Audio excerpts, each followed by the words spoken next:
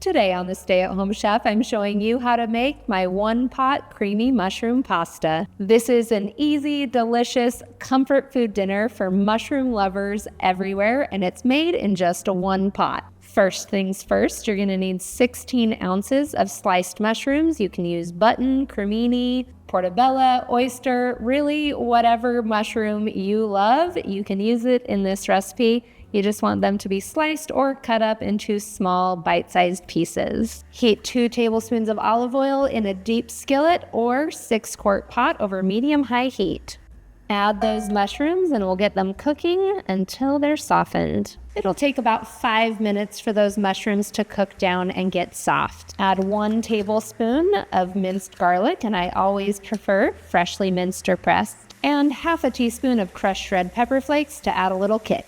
Give it a stir and let this cook for just about 60 seconds before pouring in 5 cups of chicken broth. Season with 1 teaspoon of salt and bring this to a boil.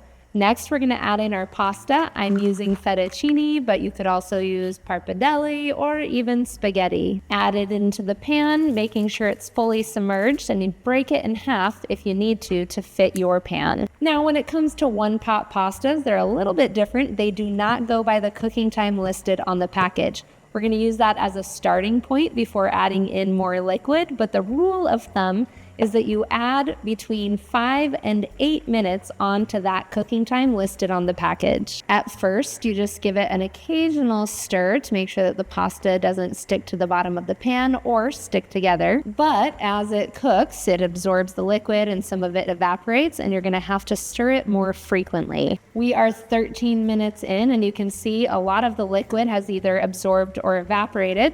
So we're gonna add in 1 cup of heavy cream and cook for an additional 5 minutes. The goal is to have the majority of the liquid absorbed, so don't get nervous as that happens. You just want to make sure that you are stirring frequently at this point so that nothing burns and everything has a chance to cook. After 5 minutes, give the pasta a little test because remember, it may take up to 8 minutes past the cooking time on the package. Once that pasta is al dente, all that's left to do is stir in 1.5 cups of freshly shredded Parmesan cheese. Mix it in until melted, and the reason why you use freshly shredded is because it melts a whole lot better than that canned stuff. And then you are ready to eat. You can serve it up just plain like this. Throw on some freshly chopped parsley if you want to add a pop of color. And if you want, you can sprinkle on more red pepper flakes and serve with more of that freshly grated Parmesan cheese. All right, let's give this a try. Thanks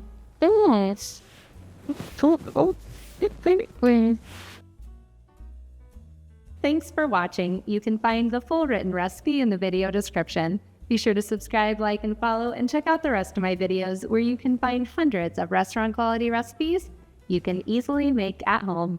We'll see you later.